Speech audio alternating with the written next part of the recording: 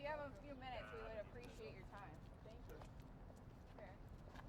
Well, Trump just posted that there's a few great trade deals in the hopper. Can you give us any glimpse at what trade deals might be coming next beyond UK? They're about 24 right now. And the question of what the priority is, I think, is up to the president.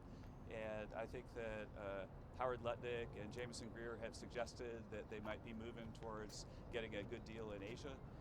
And there are a number of candidates for that. And that way we're kind of getting trade deals all around the world, and I think they like the look of that. But the president in the end will decide, and he's got lots to choose from to what the next deal is. But again, the interesting thing is that they're kind of bespoke deals, and so they really are going into the things that are the big concerns for the individual countries. And so each deal is quite a bit different, and so that's why they're coming one at a time. Do you anticipate? He said though that there's 3 negotiations right now that are close, trade negotiations. Do you anticipate it'll be some of the countries in the Indo-Pacific region, like you and others have been kind of outlining, India, South Korea, Japan?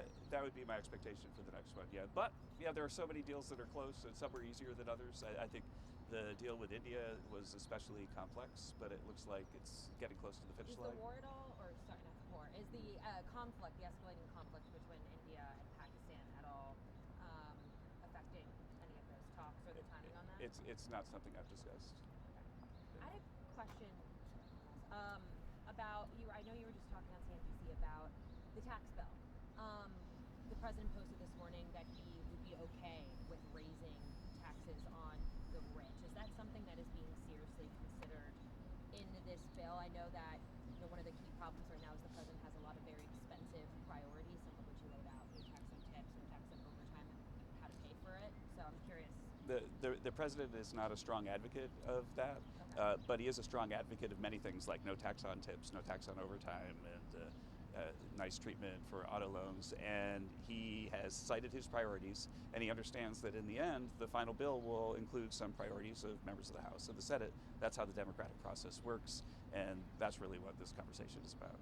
But how do you expect to pay for many of the president's priorities that you laid out? Well, the budget rules in the House and the Senate are very clearly identified that include spending cuts and so on, and they don't include dynamic scores. And so in the fullness of time, with the spending cuts that we're achieving and the dynamic score of the tax bill, we're highly confident that we're going to reduce the deficit and make bond markets celebrate. And we're already seeing that with lower interest rates right now. And you think you'll be able to get all of those priorities in the bill?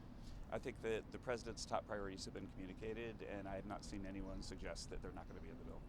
On China tomorrow, Trump said today 80% would be okay. It will come out tomorrow what happens. It's a negotiation. So you don't anticipate any drop in tariffs before those talks?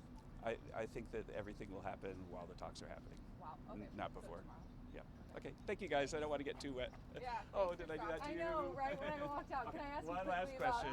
Yeah. Okay. I'm sorry if I missed this and they already asked it, but about Trump's post this morning about reducing China's tariffs almost by half.